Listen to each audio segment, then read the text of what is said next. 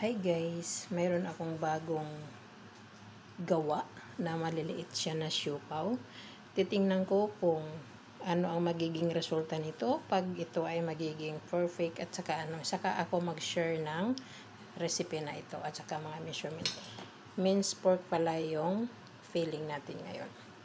At ito yung pinagagawa ko guys. Tubig, parang same ng pagluto ng dumplings.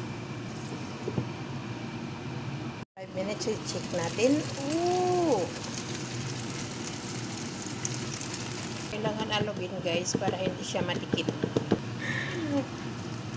Ayan.